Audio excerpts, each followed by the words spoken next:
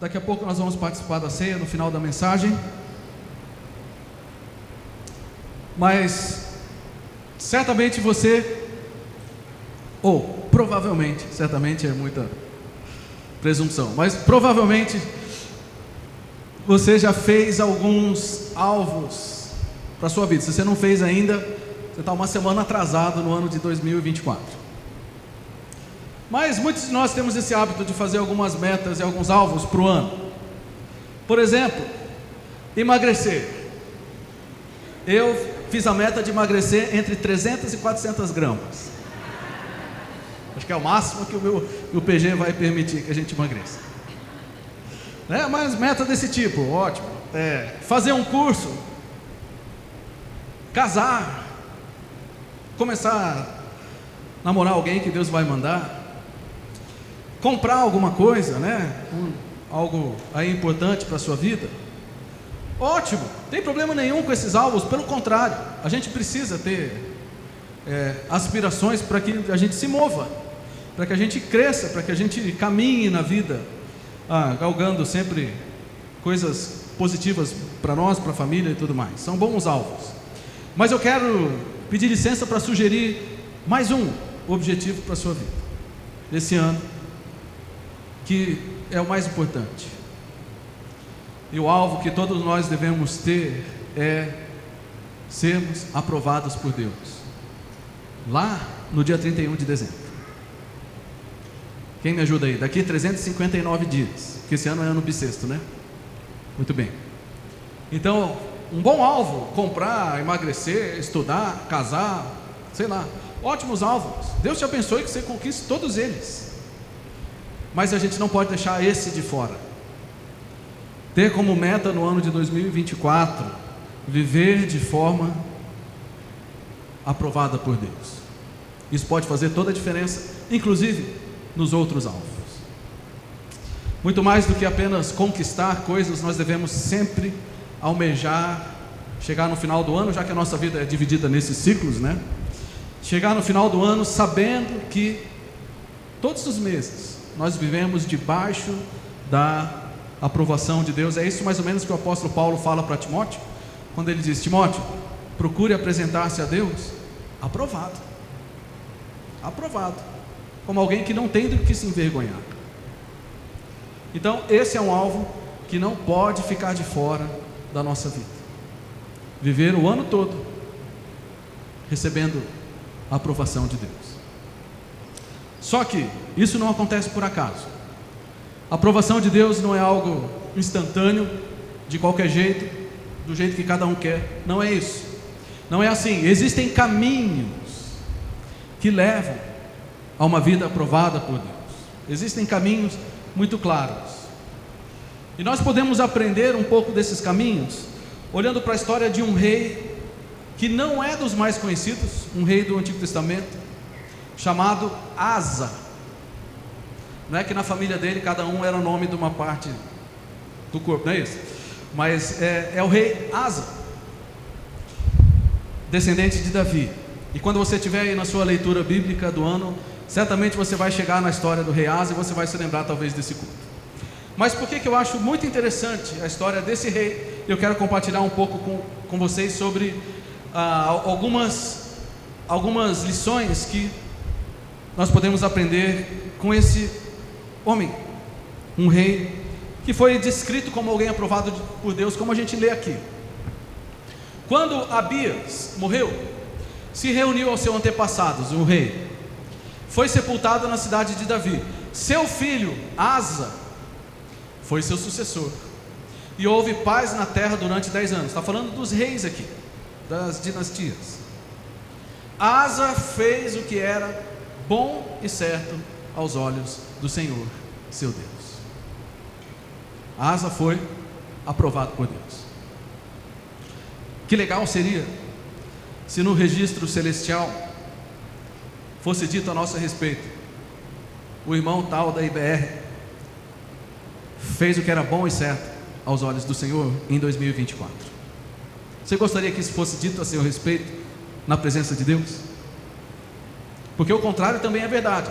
Vários outros reis, na verdade, a maioria, foi dito o seguinte: fez o que era mal perante o Senhor, reprovado.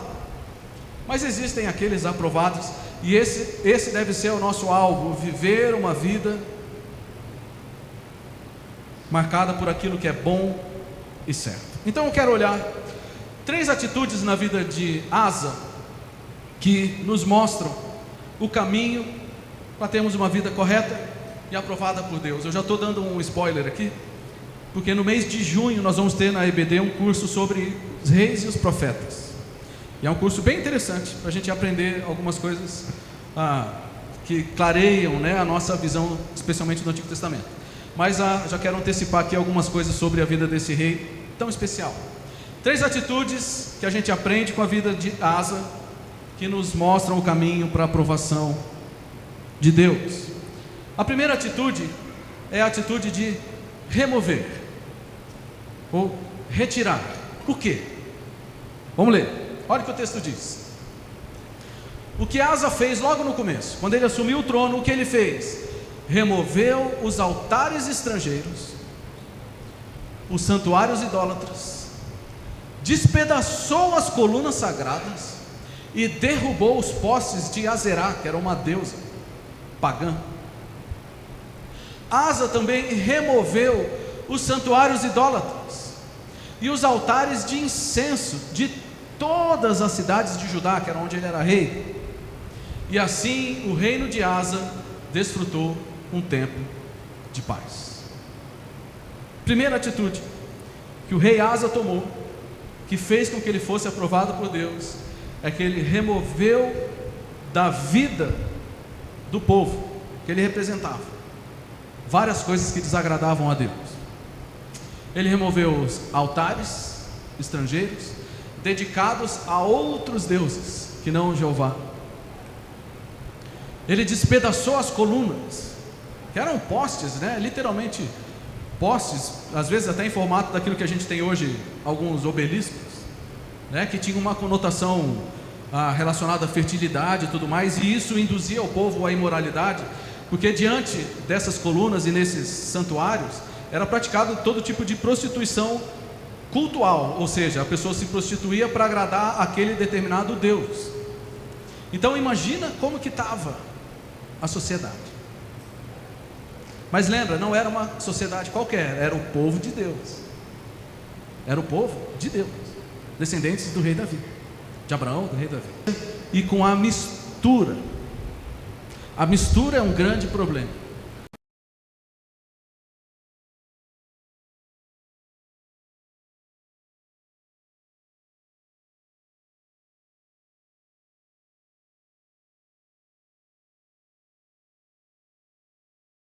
Quando no meio do povo de Deus tem mistura de coisas de Deus e coisas profanas.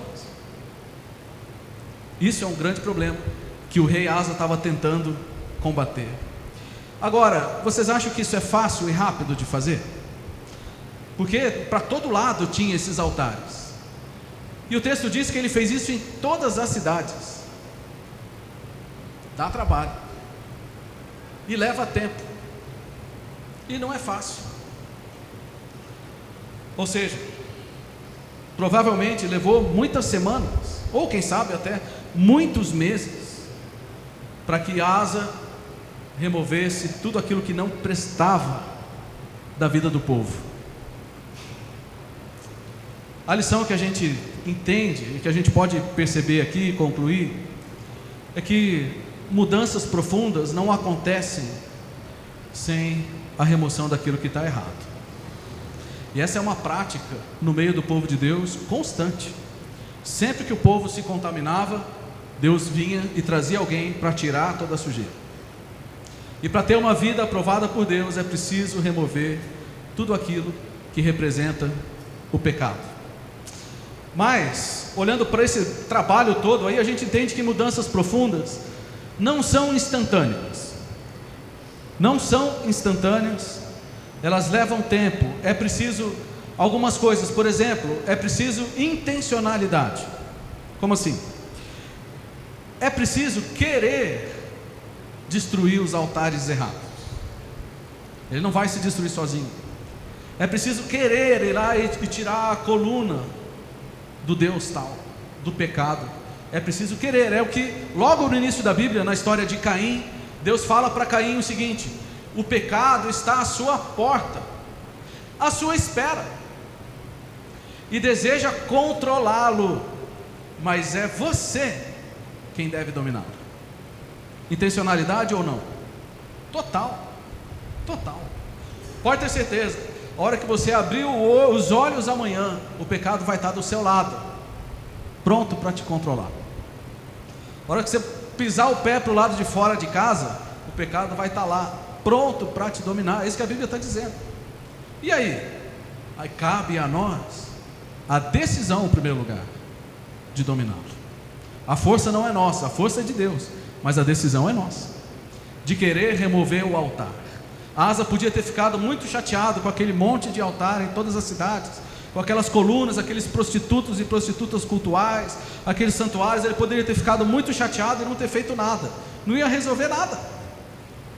Mas ele decidiu intencionalmente remover aquelas coisas. É preciso querer, mas também é preciso perseverar, porque Asa podia ter parado na primeira rua. Vou tirar só dessa quadra aqui os altares. Mas ele percorreu todas as cidades de Judá. Ele foi até o fim. Olha o que o texto de Hebreus diz: livremo-nos de todo o peso e do pecado, e corramos com perseverança a corrida que foi posta diante de nós. É a mesma ideia, né? Interessante. Remover tudo aquilo que não presta e ficar firme no caminho certo. Não adianta correr 100 metros e parar. É uma corrida de perseverança. E as mudanças, elas virão com o tempo. As mudanças não são rápidas. Claro, Deus é poderoso para fazer milagres de transformação de caráter e de personalidade poderosamente e rapidamente, mas nem sempre é assim. E eu percebo que algumas mudanças na minha vida, na vida das pessoas, demora tempo, demora anos. Demora anos para o Espírito Santo trabalhar realmente na nossa vida. Então, se não tiver primeiro intenção, eu quero vencer isso na minha vida, eu quero mudar, e se não ficar firme nesse propósito, nesse caminho, nada vai acontecer. E o tempo vai passar, e a única coisa que nós vamos ganhar é a reprovação de Deus. Mas o alvo é justamente a aprovação. E por último, é preciso também um posicionamento firme. Olha que interessante. O rei Asa chegou a depor sua avó, Maaca, da posição de rainha-mãe, pois ela havia feito um poste obsceno para a deusa Azerá. Derrubar a coluna na casa dos outros é fácil. Tirar o altar errado da vida do outro é fácil. Mas Asa, ele tirou o altar que estava na casa dele. Ele teve que depor da posição de rainha-mãe, que não era qualquer coisa, a própria avó. Fala para sua avó que ela está errada. Fala para alguém próximo. É muito mais complicado, não é? Mas faz parte do processo de buscar ser aprovado por Deus, ter um posicionamento firme. Então, mudanças profundas também envolve lidar com relacionamentos errados, que era o caso aqui. Ele não se omitiu. A avó estava errada e ele lidou com aquilo também. Lidar com relacionamentos errados ou com coisas erradas dentro dos relacionamentos que já existem. Tá? A Bíblia é muito clara em dizer que não existe comunhão entre luz e trevas. Então não comece relacionamentos que não vai ter comunhão entre luz e trevas. Não importa o seu coração, importa a vontade de Deus. Isso vale para todo tipo de relacionamento, de sociedade, de amizade, de coisas assim. É o que a Bíblia diz. Para ser aprovado por Deus, é preciso essas três coisas juntas. Intenção, eu quero fazer o que Deus quer. Eu preciso perseverar. E eu vou pagar o preço de ficar firme naquilo que eu creio. Amém? Muito bem, a pergunta inevitável que vem dessa primeira parte da história do rei Asa na nossa vida é: o que é que precisa ser removido da nossa vida hoje? Que altares errados existem no seu coração? No nosso coração, somos todos pecadores, estamos no mesmo barco. Mas é possível e é provável que exista lá no fundo, talvez um altar a um ídolo secreto do seu coração. Talvez exista uma coluna para um tipo de pecado que Deus não aprova. Quer dizer, Deus não aprova nenhum tipo de pecado. A decisão é sua. Você pode deixar ele lá, ou você pode fazer como o rei Asa e destruir e remover. Vai dar trabalho, vai doer, vai ser às vezes desagradável, mas é necessário. É tempo de retirar o pecado e fechar as portas para tudo aquilo que contamina a vida. Primeira atitude que leva à aprovação de Deus na nossa vida é remover tudo aquilo que atrapalha a nossa caminhada. Eu não vou ficar dando exemplos aqui, porque ninguém é bobo. Todo mundo sabe, todo mundo tem que crer, tem o Espírito Santo e sabe o que é que precisa ser trabalhado e removido na sua vida. Coloque isso diante de Deus e fale: Deus, eu quero ser corajoso como o rei Asa e tomar as decisões que eu preciso tomar para tirar tudo da minha vida, tudo aquilo que não agrada ao Senhor. A segunda atitude que a gente aprende com o rei Asa é a atitude de restauração. Porque durante esse processo, que foi difícil, se você ler depois a história, você vai ver que não foi simples, foi um processo trabalhoso, mas durante esse processo, Deus deu uma palavra para o rei Asa. Sabe por quê? Porque Deus estava vendo o que estava acontecendo. E sempre que você se dispor a remover da sua vida os altares errados, Deus vai estar com você. Ele vai estar sabendo que você está lutando, e Ele vai te ajudar. Olha o que o texto diz. Veio uma palavra através de um profeta dizendo o seguinte: ouça-me todo o povo de Judá e de Benjamim, o Senhor estará com vocês, enquanto estiverem com Ele. Sempre que o buscarem, o encontrarão. Mas se o abandonarem, Ele os abandonará.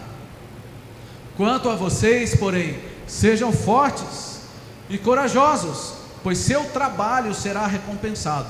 Por que precisa de força e de coragem? Porque não é fácil remover os altares errados da nossa vida.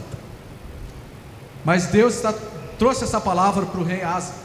Asa, eu estou vendo a sua disposição, continue lutando, que eu estou com você, e o seu trabalho vai ser recompensado.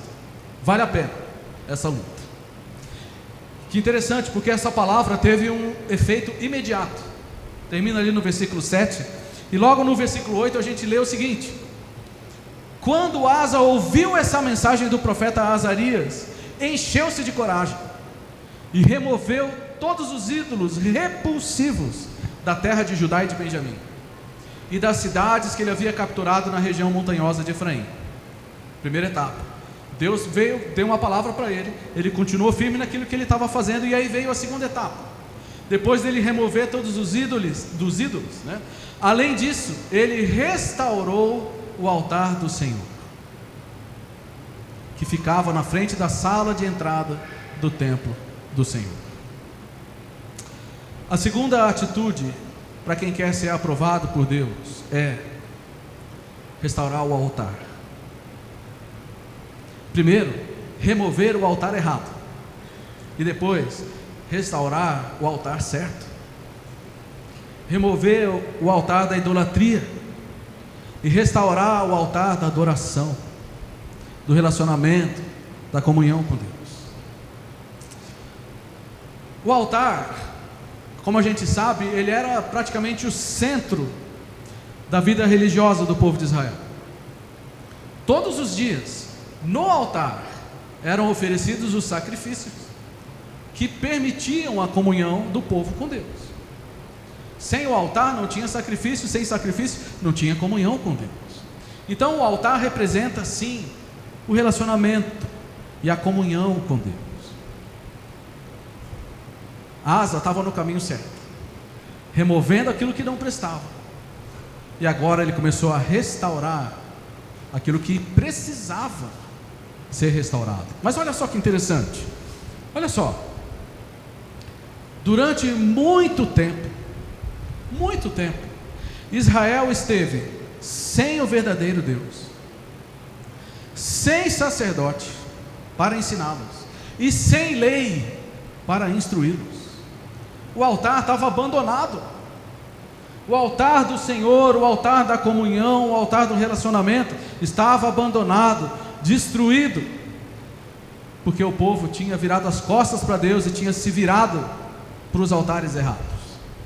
Durante muito tempo, o povo de Deus, não estava falando dos filisteus, dos babilônios, dos assírios, estava falando do povo de Deus, o povo da aliança. Esse povo estava sem Deus, sem sacerdote e sem lei, ou seja, sem essas três coisas, não tem vida espiritual. Era o povo de Deus, mas estavam vivendo como se não fosse o povo de Deus. Infelizmente, acontece a mesma coisa. Existe no meio da igreja, todas as igrejas, crentes nominais, que se dizem cristãos, se dizem evangélicos, às vezes são até membros de igreja, às vezes são membros até desta igreja, às vezes têm cargos, e às vezes são até líderes, mas não vivem um relacionamento com Deus. Estão no meio do povo de Deus, sem Deus, sem sacerdote, sem lei, sem altar. Como que alguém pode ser aprovado por Deus sem restaurar o altar verdadeiro? Não tem como. Não tem como.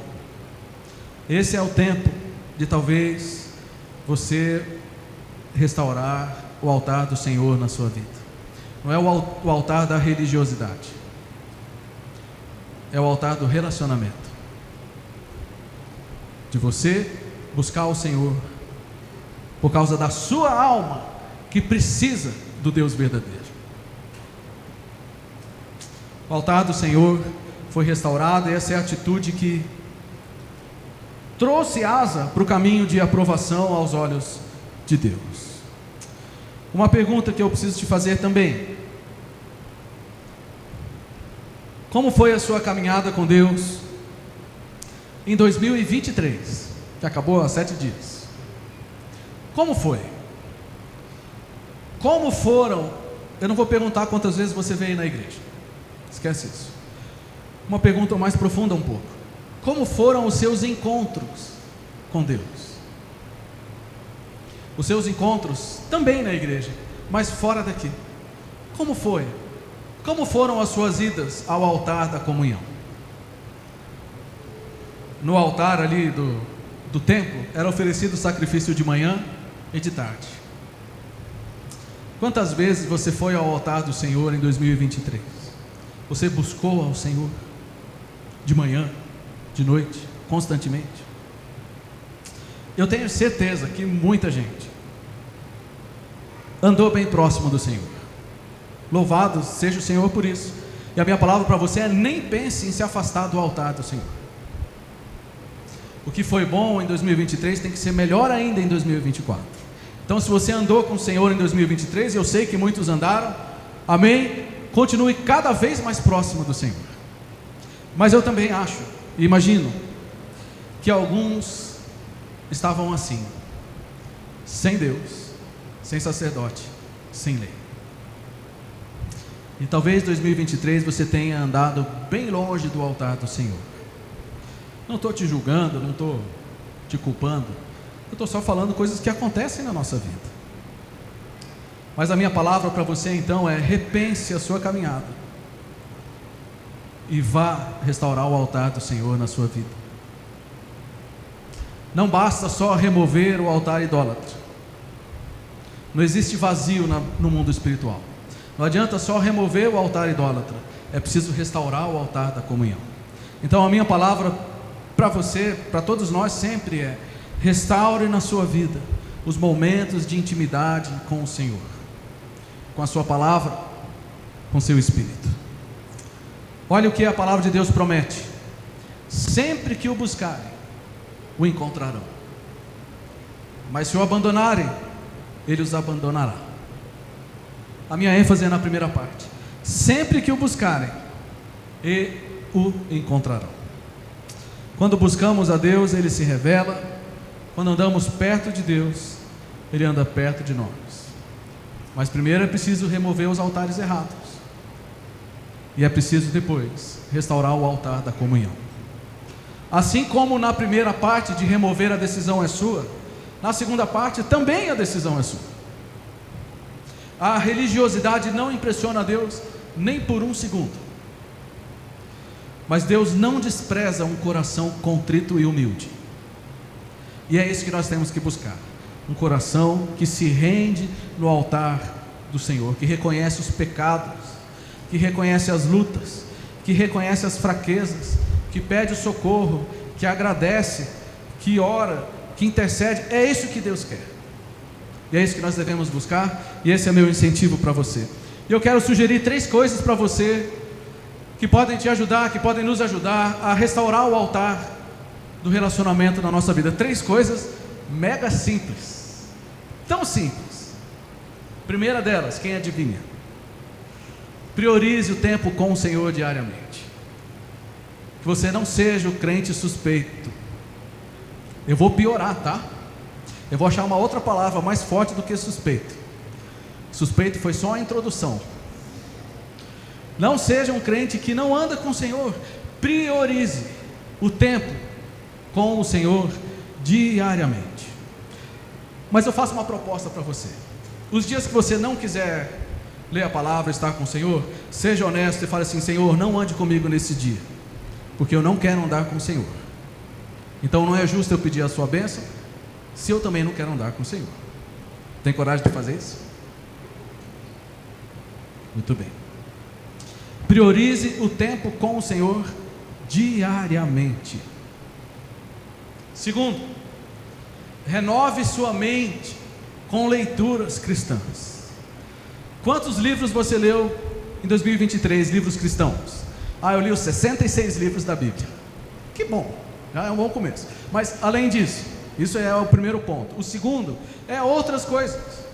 Boa literatura cristã faz diferença. Essa foi uma das metas que eu cumpri mal em 2023 e preciso melhorar bastante em 2024. Preciso ler mais, ouvir mais outras pessoas, estudar mais, e talvez você também. Mas renove a sua mente com leituras cristãs. Eu me lembro de um amigo, passou um tempo no seminário comigo, e minha mãe deu um livro para ele ler, e eu acho que ele tinha 21 anos na época, e ele falou para mim assim depois: nossa, eu nunca tinha lido um livro na minha vida. Não é porque ele era simples, humilde, não, é porque não fazia parte da vida dele. Talvez seja esse o seu caso, talvez você nunca tenha lido um livro cristão. Escolha um pequenininho, peça opinião para alguém mais maduro do que você, mas crie esse hábito e vai fazer toda a diferença na sua vida. Terceira sugestão para você restaurar o altar: encha o seu coração com músicas de adoração.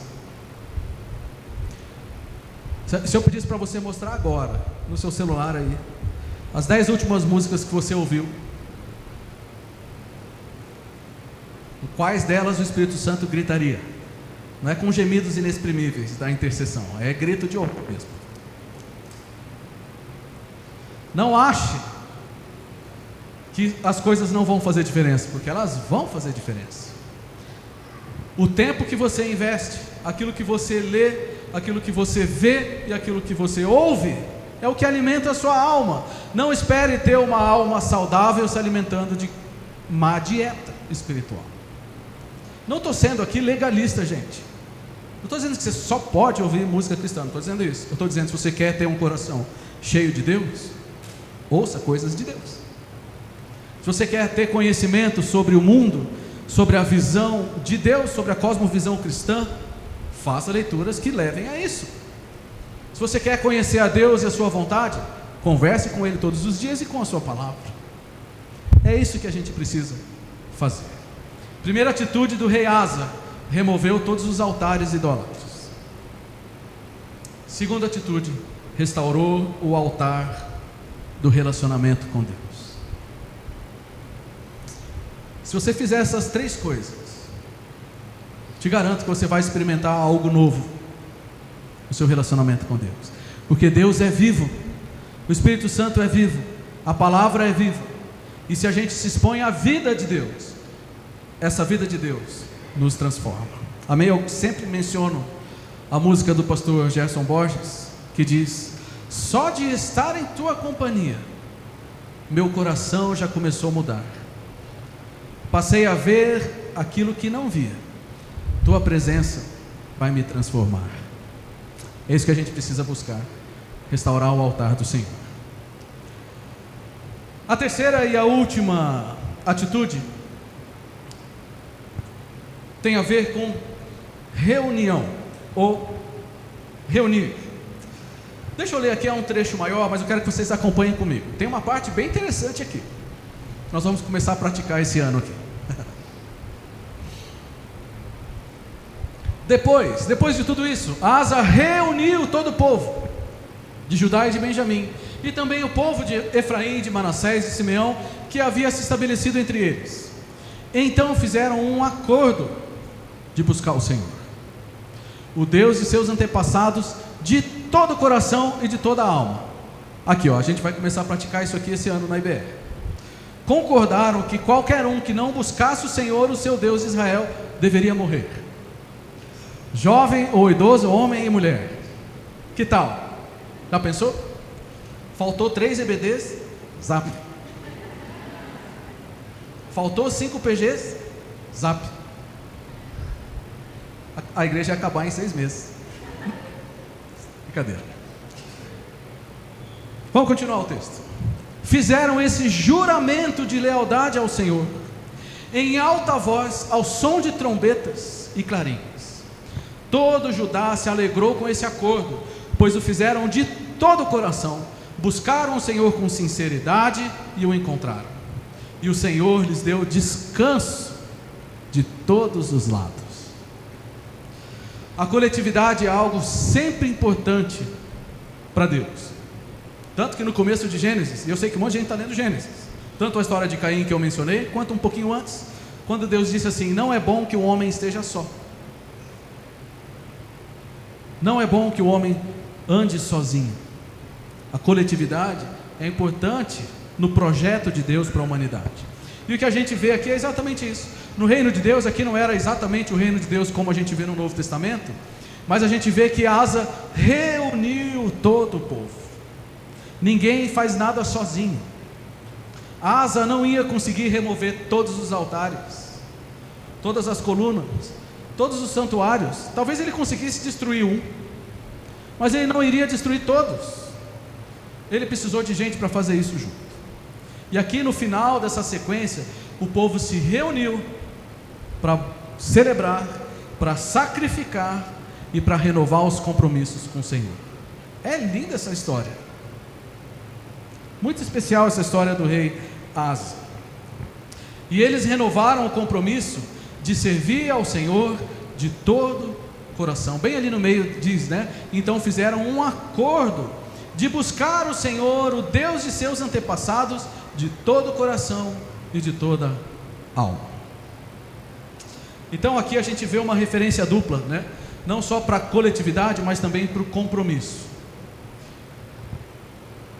E a seriedade com que eles administraram assumiram essa postura é evidente ali, né? Eu até brinquei, mas para eles era coisa séria. Concordaram que qualquer um que não buscasse o Senhor, o Deus de Israel, deveria morrer. E eles podiam fazer isso. Eles tinham legitimidade para fazer isso. Lógico, isso é outro tempo. Mas o que fica claro para nós é que eles estavam levando a sério. Não estavam brincando. Eles estavam levando às últimas consequências o compromisso com Deus. Coletivamente. Coletivamente. Isso mostra que a gente deve fazer a mesma coisa. Por exemplo, nós temos que valorizar o compromisso pessoal. Eu já falei no ponto anterior sobre a sua vida de devoção.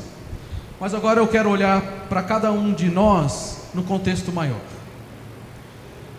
A sua vida é importante. E a sua vida faz diferença. Para a bênção e para a falta da bênção. Não tenha dúvida de que se você estiver andando com Deus, a igreja toda vai ser abençoada. E também tenha certeza de que se você estiver construindo altares errados no seu coração, a igreja vai deixar de ser abençoada como poderia. Eu não quero ser responsável por tirar a bênção da vida de ninguém. Por isso eu preciso ter um compromisso pessoal, de que a minha vida importa e a minha vida faz diferença na vida de vocês e vice-versa, e também uns aos outros.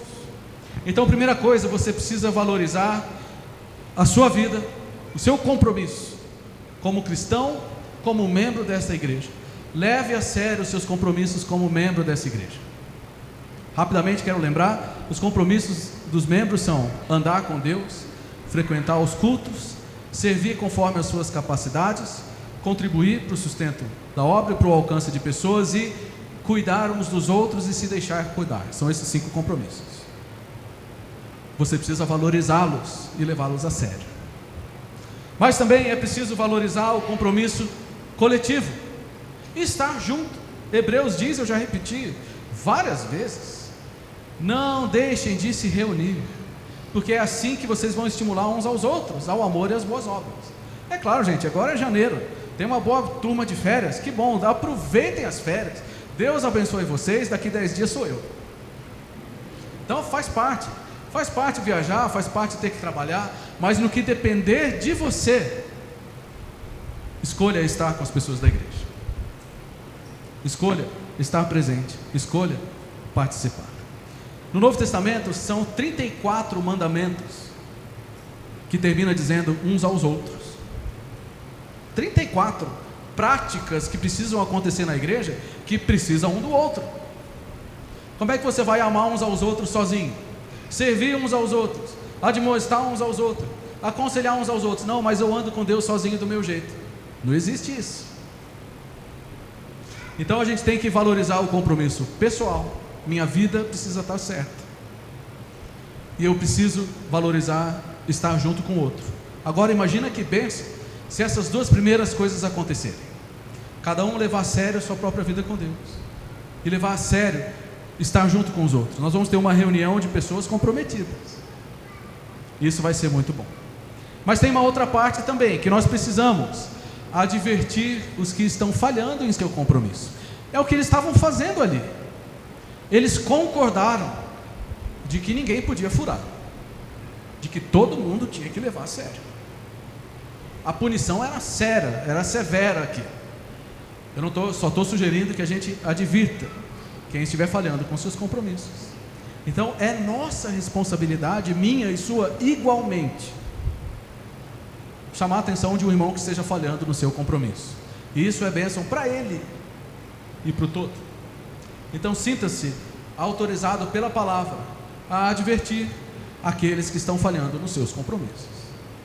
Você tem liberdade diante de Deus para, em amor, mostrar para o outro que o caminho dele não está certo.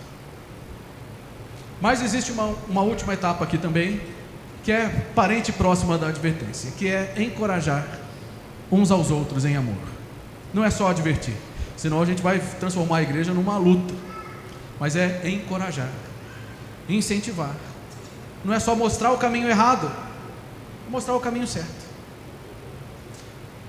Não lembro quem é que escreveu, que diz que muitas vezes, e sempre na igreja, existem aqueles que precisam de confronto. Irmão, está errado, não faça isso. Mas também sempre existem aqueles que precisam de conforto. As palavras são bem parecidas, mas as atitudes são diferentes. Então cabe a nós, na nossa convivência, perceber quando é a hora de confrontar e quando é a hora de confortar.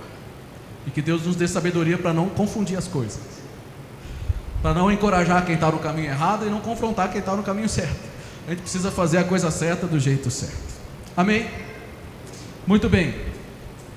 Terminando, antes da ceia, 3 atitudes na vida do rei Asa que o conduziram no caminho da aprovação de Deus e que servem de exemplo para nós.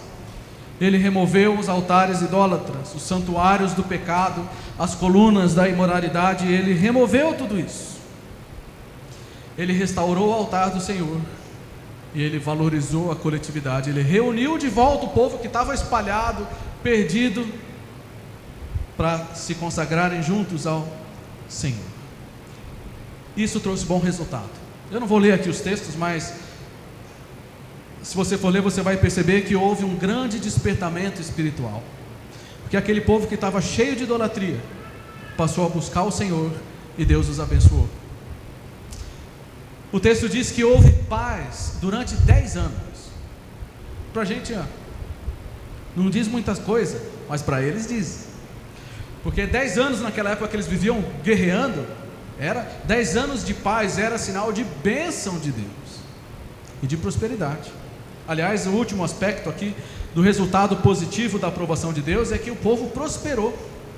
O rei Asa, ele não só eliminou as coisas erradas, mas ele fortificou as cidades, construiu muros, construiu portas, e ele teve um exército, um dos maiores, 600 e poucos mil homens. Isso era sinal da bênção de Deus naquela época. As cidades fortificadas, paz, um exército poderoso, o povo buscando a Deus. Isso era sinal de que Deus estava abençoando.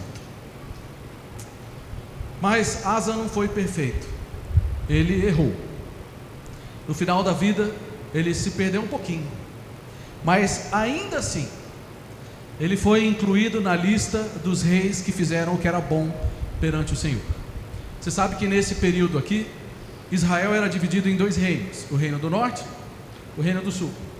No reino do norte teve 19 reis, nenhum fez o que era bom perante o Senhor. Dos 19, 0. Do reino do sul, onde Asa foi rei, ali houve 20 reis, só 8 fizeram o que era bom perante o Senhor, e Asa está incluído na lista desses 8. Então ele serve de referência para nós, sim. Mas por que eu estou dizendo desse final da vida em que Asa se perdeu um pouco? Para a gente lembrar que nós não vamos ser perfeitos. Nós vamos dar boas e belas derrapadas em 2024. Nós vamos errar. Nós vamos pecar. Nós vamos querer pecar, porque o nosso coração é enganoso. Mas ainda assim nós podemos ser aprovados por Deus, desde que a gente se volte, se arrependa, confesse, remova o pecado, restaure a comunhão e não deixe de andar com o povo de Deus. Então, sem querer ser repetitivo, nós precisamos desenvolver na nossa vida a disposição de remover tudo aquilo que desagrada a Deus, restaurar a comunhão diária e profunda com Deus. Eu me lembro, uma vez fui assistir uma palestra numa faculdade teológica que só tinha pastor assistindo a palestra, e teve um problema com o palestrante, e aí um dos outros pastores ali da faculdade mesmo assumiu e falou: eu quero dar uma palavra para vocês sobre a importância de ler a Bíblia. Só tinha pastor ali. Foi uma das palestras mais importantes que eu já ouvi na minha vida. Não tome aquilo que você está acostumado a fazer como coisa certa, como garantido. A gente precisa se empenhar para fazer. Então, restaurar o altar e a comunhão do Senhor é algo extremamente importante. E não deixe de se reunir com seus irmãos, sabendo que a comunhão nos fortalece. A partir de fevereiro, depois do carnaval, nós vamos voltar aos nossos PGs. Valorize o PG. Sempre que puder, esteja presente. Isso vai animar a sua alma, isso vai te trazer força espiritual. Hoje é o primeiro domingo do mês, primeiro domingo do ano, na verdade, e nós temos sempre no primeiro domingo a celebração da ceia do Senhor, que nos lembra da seriedade da vida espiritual. A ceia nos lembra de que andar com Deus é coisa séria, tão séria que Ele se fez homem para andar entre nós e para morrer no nosso lugar. E sem fazer nenhuma forçação de barra aqui, estava pensando sobre a ceia, e é fácil perceber que esses 3 pontos estão também na ceia. Porque a ceia nos lembra de que o sangue de Jesus nos purifica de todo pecado, e que Ele derramou o seu sangue na cruz. Ele deu o seu corpo, representado pelo pão, Ele deu o seu sangue, representado pelo suco de uva, para remover os nossos pecados. Então, todas as vezes que o pecado entrar na nossa vida, nós podemos chegar até o Senhor confiados na obra que Ele fez na cruz e falar assim: Senhor Jesus, perdoe o meu pecado. Eu quero remover essa mancha da minha vida, porque eu creio que o sangue de Jesus nos purifica de todo pecado.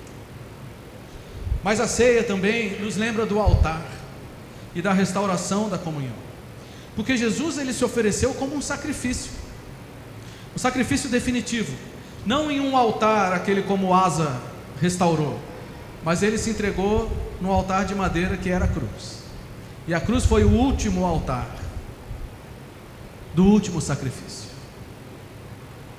e foi por meio desse sacrifício que Jesus abriu o caminho para a comunhão com Deus. Agora cabe a nós desfrutarmos da comunhão com Deus por meio do caminho que Jesus já abriu, e a ceia nos lembra disso, porque a Bíblia diz assim: examine-se o homem a si mesmo, e então coma do pão e beba do cálice. Por que a gente precisa se examinar antes de participar da ceia? Para a gente lembrar que nós temos que valorizar isso. Nós não podemos andar com Deus de qualquer jeito. Então aproveite esses momentos para pensar na sua vida, e então participe do pão e do cálice. E por último, nós falamos sobre a coletividade, sobre a importância da reunião do povo de Deus, e a ceia também aponta para isso, porque a obra de Jesus na cruz tem poder para salvar, como a Laura leu no começo do culto, tem poder para salvar pessoas de toda a tribo, língua, povo e nação.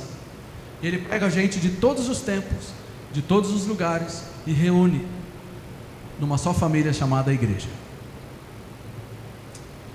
Então a ceia nos lembra da caminhada com Deus, possível por meio de Jesus, que nós devemos valorizar e que nos coloca em comunhão com Deus e com os nossos irmãos. Se você quer ser aprovado por Deus em 2024, essas são boas atitudes que você deve buscar para a sua vida. E a ceia nos lembra, deve servir não só como um memorial agora, mas também como uma motivação e como uma lembrança para você, de que talvez você possa hoje fazer esse compromisso com o Senhor. Falar: Senhor, eu quero participar da ceia com um coração agradecido pela salvação, mas também desejoso de ser aprovado pelo Senhor, de lutar e vencer o pecado, de estar na sua presença todos os dias, de caminhar junto com meus irmãos. Então eu quero te convidar agora a pegar os seus elementos. O pessoal do louvor pode subir aqui, por gentileza.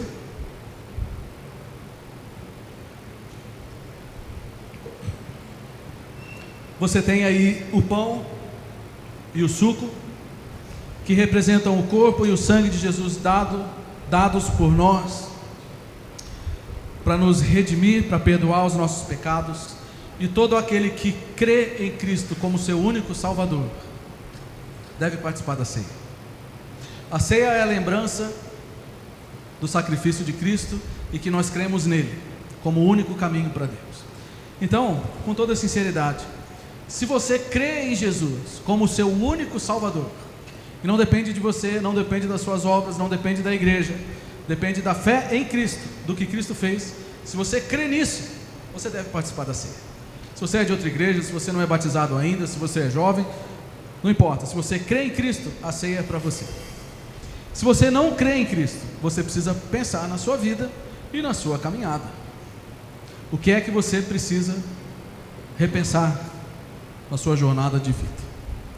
Agora, como a gente terminou falando sobre a coletividade, eu gostaria que a gente participasse dessa primeira ceia uns com os outros, né? Não vou pedir para você compartilhar o seu pão, né, por questões de saúde, nem o seu cálice, mas eu gostaria que você orasse e desse uma palavra de bênção para a pessoa que está do seu lado. Pode ser 2 ou 3 pessoas. Se você vai ficar sozinho também, não se constranja, pode ficar sozinho, mas se você quiser se juntar com alguém e dizer algo do seu coração para ela, orar por ela, abençoar a vida dela, e vocês juntos firmarem um compromisso de buscar o Senhor, de serem aprovados pelo Senhor, agora é um bom momento para a gente fazer isso, tá bom? Então vocês podem compartilhar, vocês mesmos podem pegar o pão, podem comer, pode tomar o cálice, a hora que vocês quiserem, orem uns pelos outros, abençoem uns aos outros, e depois nós vamos juntos cantar uma última canção para encerrar o nosso culto. Eu quero só fazer uma oração aqui. Senhor, derrama sobre nós a Tua graça, para que possamos passar todo este ano sendo aprovados pelo Senhor. Que o Senhor nos visite, nos dando a força para removermos da nossa vida o pecado. Que o Senhor nos leve e mude o nosso coração para que a gente restaure todos os dias a comunhão e o altar do Senhor na nossa vida. E que a igreja, a comunhão dos irmãos, a amizade, o relacionamento sejam preciosos para nós e que possamos valorizar isso e levar muito a sério, porque o Senhor morreu por nós para nos transformar em uma família. Derrama agora sobre nós um coração agradecido, humilde e consagrado diante do Senhor, enquanto agradecemos a salvação, agradecemos a morte, a ressurreição e a vitória do Senhor na cruz, vitória que nos dá certeza da vida eterna, porque o Senhor vai voltar um dia, e a ceia também nos lembra disso. Visita-nos, ó Deus, enquanto lembramos do Senhor neste momento. Amém e amém. Pode orar, pode compartilhar alguma coisa, pode abençoar o seu irmão, e depois nós vamos cantar e adorar o Senhor encerrando o culto.